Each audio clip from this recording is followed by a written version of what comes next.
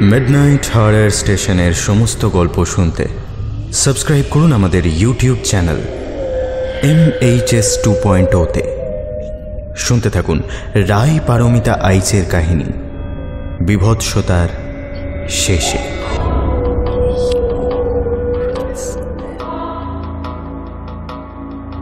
ইতিহাস এক রূপসী নারী।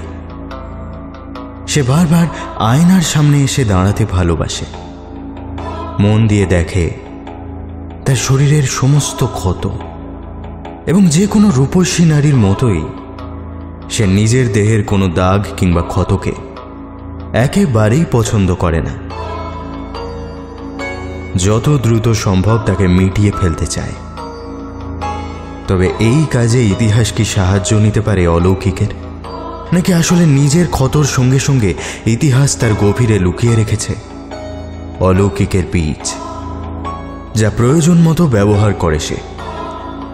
তবে আপাতত গল্পের শুরুতে আমরা নজর রাখব লিয়ান পোর দিকে।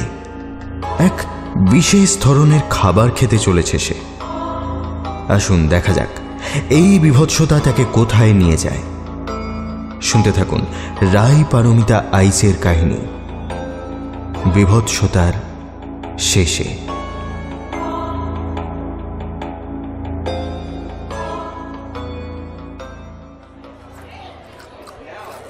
মৃদু মায়াময় নীল আলোয় ভরে রয়েছে চারপাশটা। সাথে ব্যাকগ্রাউন্ডে চলছে হালকা মিউজিকের মিঠে সুর।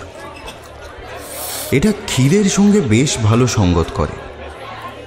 সুরের মাত্রা বাড়ার সঙ্গে সঙ্গে সমান তালে বেড়ে চলেছে খিদে। নিমিলিত চোখে একভাবে বুঁদ হয়ে অনুভব করছে ঘটনা প্রবাহ। এই নিয়ে তৃতীয়বার অর্ডার দেওয়া চলছে। পরের পর অক্টোপাস আর স্কুইডের প্লেটগুলো শেষ করে আজকের মতো গা ঝাড়া দিয়ে উঠে পড়ে লিয়ান পো।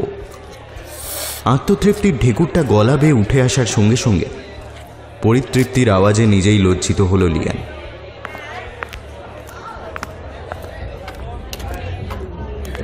হোটেলের বাইরে চারপাশটা চোখ চালিয়ে ভালো করে নিরীক্ষণ করে বুঝল চারপাশে কেউ নেই। থাকবেই বা কি করে? শীতের রাতে এ ফাঁকা অঞ্চলটা কেমন ধোঁয়াশাবৃত থাকে। তদুপরি যথেষ্ট গভীর হয়েছে রাত।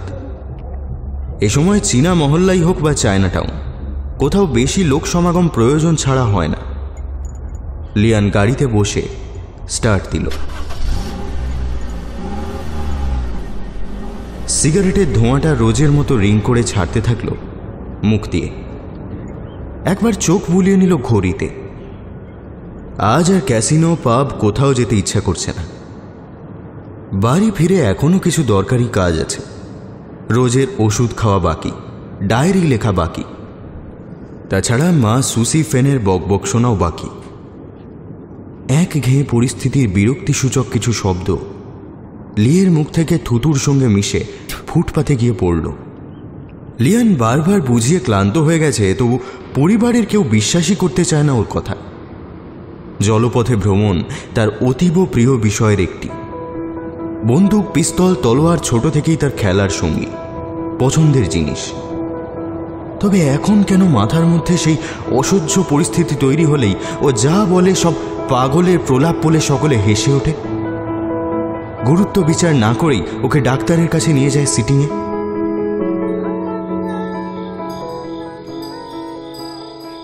পোশাক বদলে ক্লান্তি ঝেড়ে ডায়েরি লিখতে বসেছে। আজ মনটা বেশ ফুরফুরে লাগছে। আপন মনে গানও গাইছে লিয়ান। হঠাৎই মাথার মধ্যে শুরু হলো সেই অসহ্য অসহনীয় ভাব। উচাটন হতে লাগলো শরীর। লিয়ান অস্থির হয়ে উঠল। চোখে মুখে ক্রমে ফুটে উঠছে এক ক্রূঢ় ছাপ। কপাল কুঁচকে বিরক্তি ভরে লিয়ান চিৎকার করে নিল বেশ খানিকটা। ওদের এক্ষুনি বন্দি করো, আমার হুকুম। যেন ঝলসে উঠছে অসি। অবচেতনেই মুখ দিয়ে ভেসে আসছে নাটকের মতো দক্ষিণ চীন সাগরের কার্যকলাপ। বিভৎস সব প্রাণীর নাম।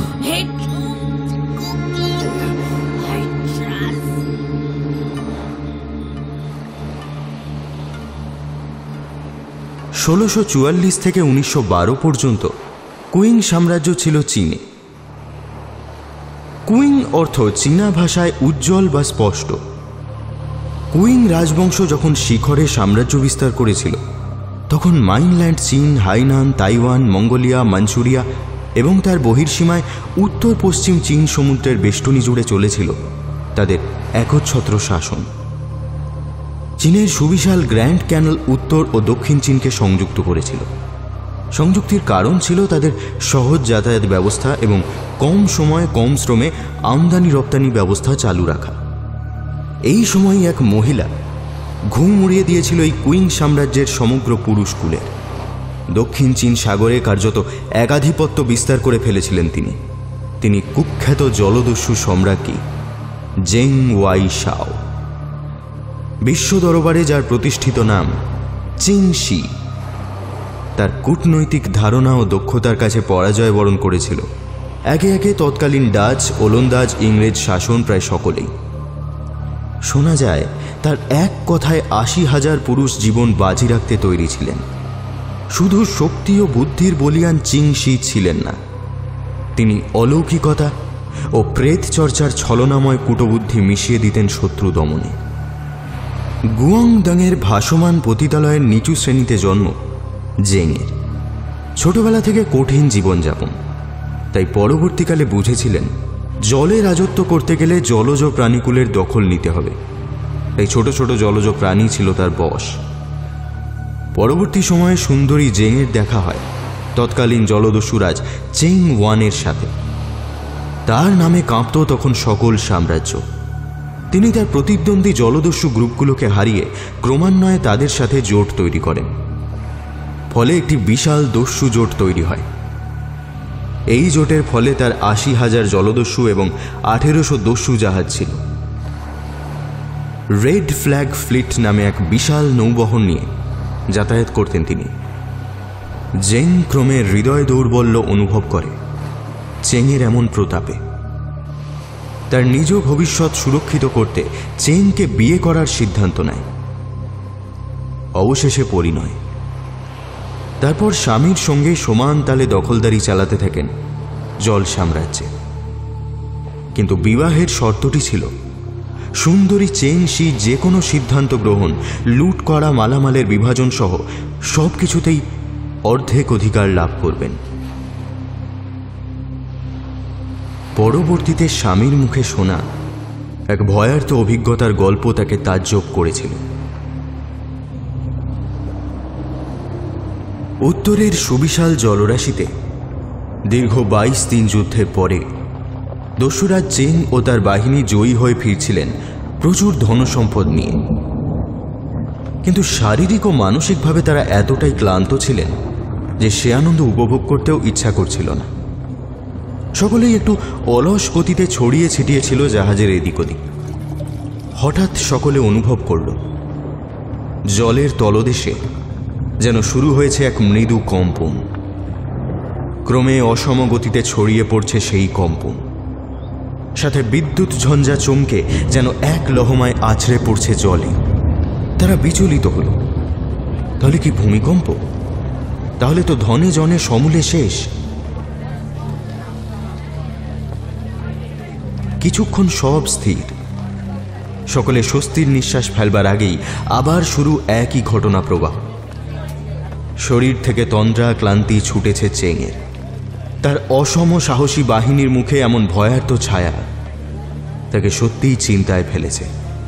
আমার অসীম সাহসী সেনারা, তোমরা ভয় করো না, আমি দেখছি। আশ্বাস বাণীর সঙ্গে জাহাজের ডেকে এসে দাঁড়িয়েছিল চেং। হঠাৎই প্রবল আলোড়ন। জাহাজের দিক নির্দেশ তো দূর, সহজভাবে সঠিক দিশাতে জাহাজ চালাতেও পারছিলেন না নাবিকরা। চিৎকার করছিলেন দলনেতার উদ্দেশ্যে। হারিয়ে দিশাহীনভাবে চলেছে জাহাজটি।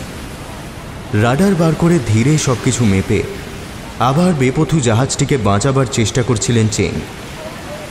তখনই প্রায় 117 কিমির বেশি বেগে জলরাশি বৃত্তাকারে প্রবল পাক খেতে লাগলো।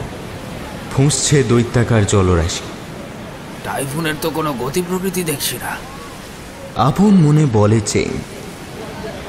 ততক্ষণে মাথা উঁচু করে অবাক বিস্ময়ে সকলে তাকিয়ে দেখছিল এক অদ্ভুত জলজ জীব। কোথায় তার চোখ, কোথায় বা মুখগহ্বর, কিছু বুঝে ওঠার আগেই প্রাণীটি পিঙ্গল আকারে শুধু বার করছিল বিষাক্ত বিষ, বেশ খানিকটা ড্র্যাগনের মতো। একে জীব না বলে জলজ দৈত্য বলাই ভালো। চেং প্রমাদ গুনলেন, মনে হচ্ছে কোনো কালে লার্নিয়ান হাইড্রা নামে এমন এক জীবের উপস্থিতির কথা শুনেছিলেন। বড্ড মিল পাচ্ছেন। তাহলে কি এ জীব, এবং সে এখানে কি করে? সে তো লার্নার হ্রদে। অস্থির একগাদা চিন্তা ভিড় করছে মনোরাজ্যে। ঘাড় ঘুরিয়ে তিনি সমেত তার সৈন্যবাহিনী দেখবেই বা কোথায়? এ তো প্রায় অর্ধেক সমুদ্রের দখল নিয়েছে। যেদিকেই তাকানো যায় শুধুই মাথা, 9 মাথা বিশিষ্ট দানবটি, শরীরময় আঁশে ঢাকা। আবার কিছু জায়গাতে চোষক নলও রয়েছে। তার রক্তগন্ধে কেমন যেন মাদকতা। কিছু পরেই নিস্তেজ হয়ে অঘরে মৃত্যুর কোলে ঢলে পড়েছিল সেই সেনারা যারা যুদ্ধ করতে এগিয়ে যাওয়ার চেষ্টা করেছে।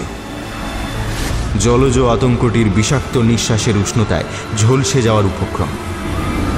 চেং এমন আশু বিপদের জন্য প্রস্তুত থাকা তো দূর, এমন অনাগত অতিথির জন্য অভিজ্ঞতা ঘেঁটেও কিছু বার করতে পারেনি। কিং কর্তব্য বিমূঢ়ের মতো কিছু সময় দাঁড়িয়েছিলেন।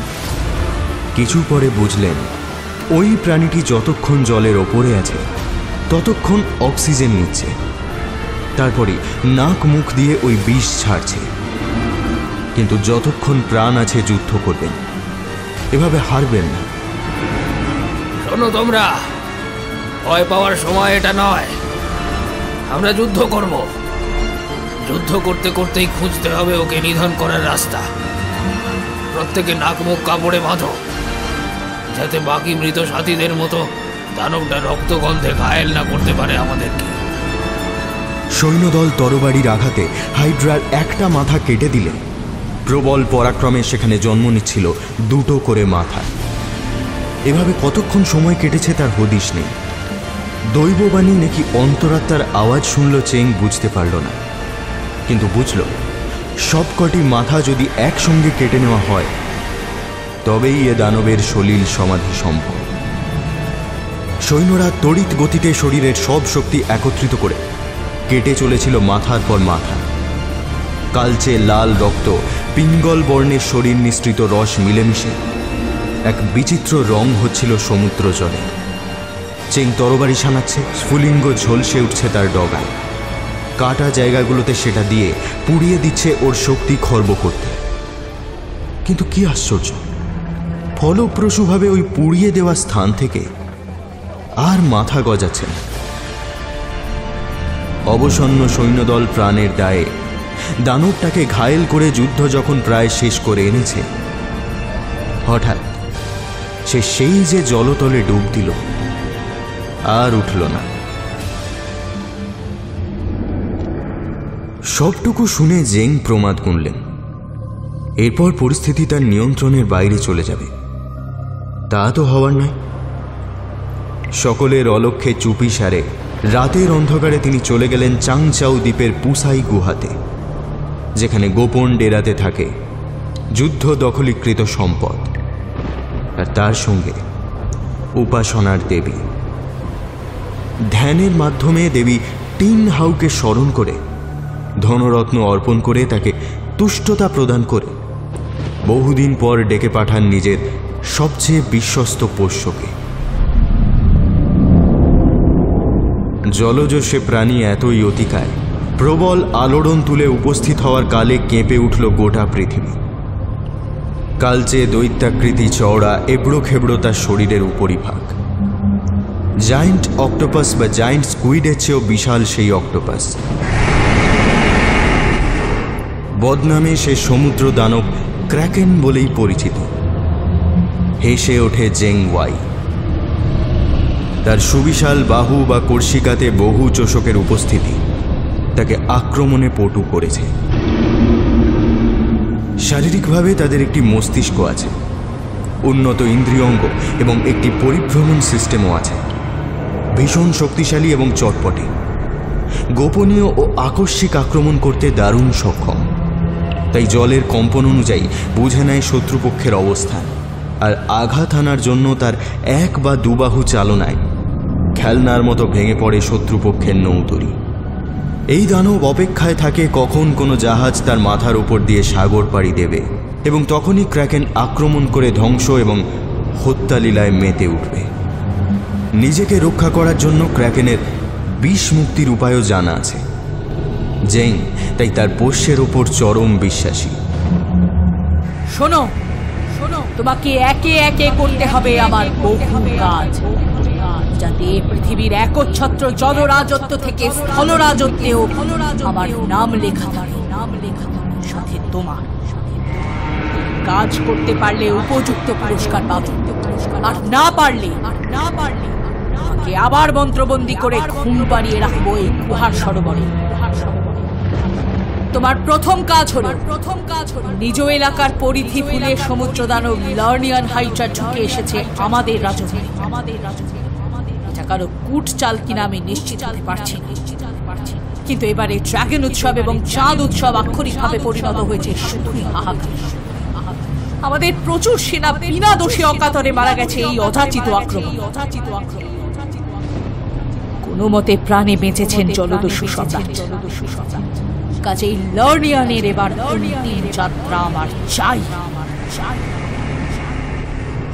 আর দ্বিতীয় কাজটি একেবারেই তোমার আয়ত্তের মধ্যে হলেও তা বেশ শ্রমসাধ্য হবে। সিচুয়ানের যুদ্ধের মতো অতর্কিতে আক্রমণ করে ছেড়ে ফেলতে হবে আমাদের বিরোধী সব যুদ্ধ জাহাজ। ইয়াংজি নদীতে সম্রাট ওয়েন হাজার হাজার জাহাজ জোগাড় খবর আছে পাকাপাকি সূত্রে। সবচেয়ে বড় জাহাজটিতে 5 স্তর বিশিষ্ট ডেক আছে, যার ধারণ ক্ষমতা হলো 8,000 জন। আইএনএস এবং আইএনএন তর্কশ নামে 2টি যুদ্ধ জাহাজ জলদস্যু বিরোধী অভিযান চালাবে। দল তৈরি করো। আর তুমি তো আছো। এবারের কাজে বেশি দিন লাগবে।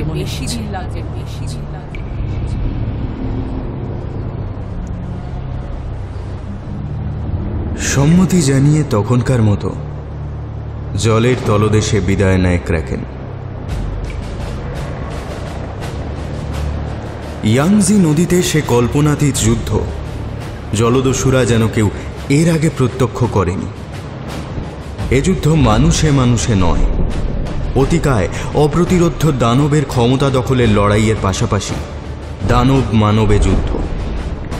নেতৃত্ব দিচ্ছেন স্বামী স্ত্রী চেং ও চেং। হঠাৎই সমুদ্র কাঁপিয়ে সম্মুখে এলো ধূসর বর্ণের জলজ আতঙ্কটি। মাথার আয়তন একটা পাহাড়ের সমান, পিঠে যেন কতকালের শ্যাওলার আস্তরণ। মাথার সামনে আন্দোলিত হচ্ছে কর্ষিকা গুচ্ছ। চোখ দুটো বড়, রক্তাভতার দৃষ্টি। হাইড্রাকে কবজা করতে হবে, ট্যান্টামেল জাহাজগুলি নষ্ট করতে হবে। কিছু সময়ের জন্য জলদস্যু বিস্মিত হয়ে দেখছে, এই তাহলে সম্রাজ্ঞীর গুহাস্থিত ঘুমন্ত জীবন্ত আতঙ্কই বটে। পাগলের মতো তোলপাড় করছে জল। আক্রোশে 8 বাহু মেলে দিয়েছে, চোষকনল কাজ করা শুরু করেছে। কত কি যে নিমেষে উধাও হয়ে যাচ্ছে খড়কুটোর মতো। ভেঙে দুমড়ে মুচড়ে দিচ্ছে নৌকা জাহাজ, অথচ ফ্ল্যাগ ফ্লিটের নৌ সেনাবাহিনীর একজনও তার কবলে পড়েনি। সত্যি দানবটির চৌকস বুদ্ধিবৃত্তি ও স্মৃতিশক্তি অবাক করার মতো।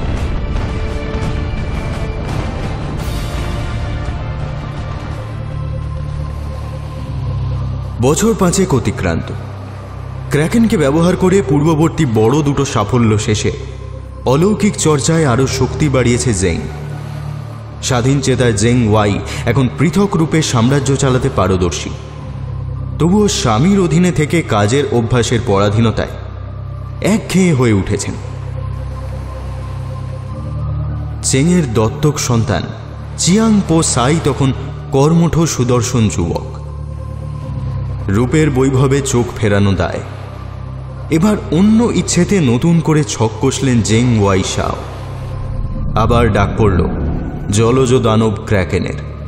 শোনো ক্রোকেন, শোনো ক্রোকেন, অনতি ভবিষ্যতে যে যুদ্ধ পর্তুগিজদের সাথে আমাদের হবে তাতে তোমার কাজ হবে শত্রুপক্ষ দমনের সাথে চেং ওয়াইয়ের মৃত্যু সুনিশ্চিত করা।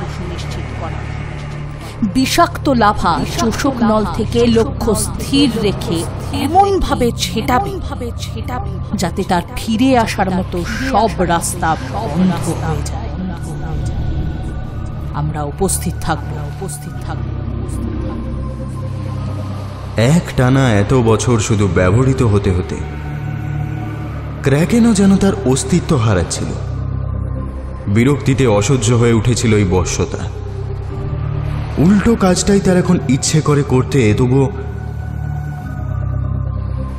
মাঝ সমুদ্রে ভয়ঙ্কর প্রাকৃতিক দুর্যোগ ও দুর্ঘটনায় মারা যান চেং। এটাই সকলে জানল। এরপরই জেং ওয়াইয়ের নাম হয় চিংশি, মানে চেংয়ের বিধবা স্ত্রী। পিছু টানের অবসান ঘটিয়ে চিংশি নিজ তত্ত্বাবধানে সাম্রাজ্য রাখার জন্য মিথ্যা প্রেমে চালাকি করে জড়িয়ে নেন পালিত পুত্রকে। প্রয়াত স্বামীর সময় যে জোট ছিল, সুন্দরী দস্যুরানী চিংশি তা অব্যাহত রাখেন। তার অধীনে যে বিরাট দস্যু দল ছিল, তাদের জন্য কিছু সংস্কার চালু করেন, দলকে ঢেলে সাজান। সব আগের থেকেও পরিকল্পিতভাবে এগোচ্ছিল। এরকম চললে এবার নতুন প্রেমিকের হাত ধরে জিতে নিতে পারবেন বাকি সাম্রাজ্যটুকু। কিন্তু সকলকে হতবাক করে হঠাৎই একদিন কর্পূরের মতো উবে গেল বিখ্যাত দস্যু সম্রাজ্ঞী। বহু খোঁজাখুঁজির ফল হয় শূন্য।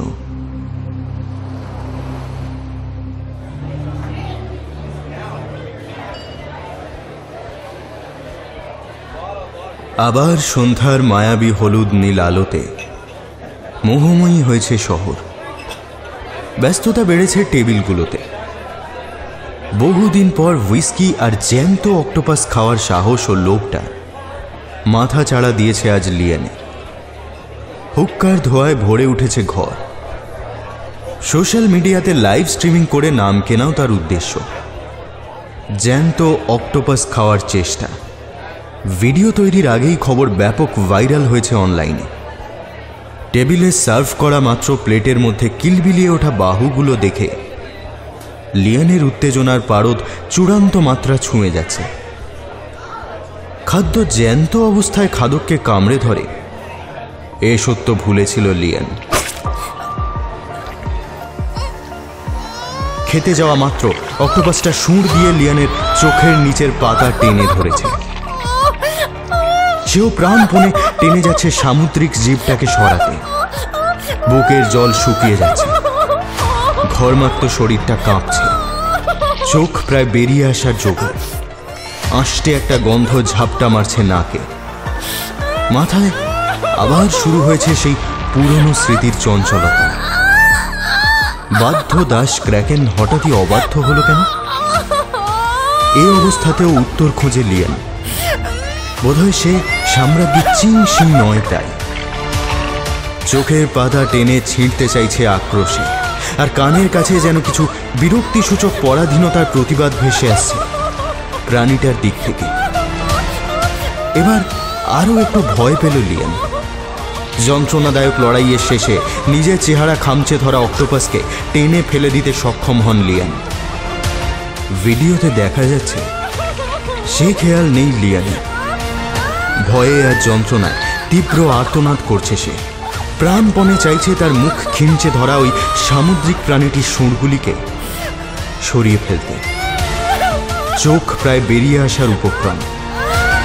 যেভাবে অক্টোপাসটা লিয়ানের ঠোঁট কামড়ে ছিঁড়ে দিয়েছে, রীতিমতো তা ভীতিকর। অবশেষে প্রাণপণ চেষ্টার পর অক্টোপাসের কবল থেকে মুক্ত হল লিয়ান। ততক্ষণে শরীর জুড়ে নেমেছে অস্বস্তির ক্লেদ। রক্তারক্তি কাণ্ড সামাল দিতে হোটেল কর্তৃপক্ষ ডাক্তার আনতে গেছে। দুর্বল শরীর নিয়েই বাথরুমে ছুটে যায় লিয়ান। শরীরে আর জোর বলতে কিছুই অবশিষ্ট নেই। হঠাৎই চোখ গেল সামনে স্থিত আয়নাতে। আটকে গেল বিস্মিত দৃষ্টি। গলা বেয়ে উঠে এলো আতঙ্কিত আওয়াজ। এতক্ষণের বিভৎসতার ফলে তার গালের উপর একটি ছোট গভীর ক্ষত তৈরি হয়েছে, ঠিক যেমন ছবির উদাহরণে আছে চি সিংয়ের গালে।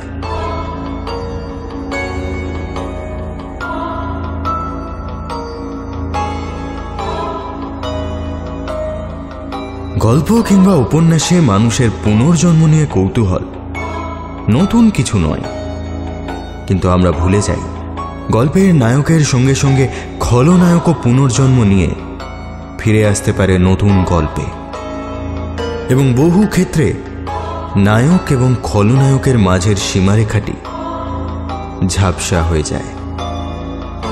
আজ গল্প পাঠে আমার সঙ্গে ছিল পূজা ও তমাল, শব্দগ্রহণ ও আবহ সঙ্গীতে আমি সায়ক, পোস্টার ডিজাইনে কভারম্যান অভিব্রত। শুনছিলেন রাই পারমিতা আইচের কাহিনী বিভৎসতার শেষে। সবাই ভালো থাকবেন। শুভরাত্রি।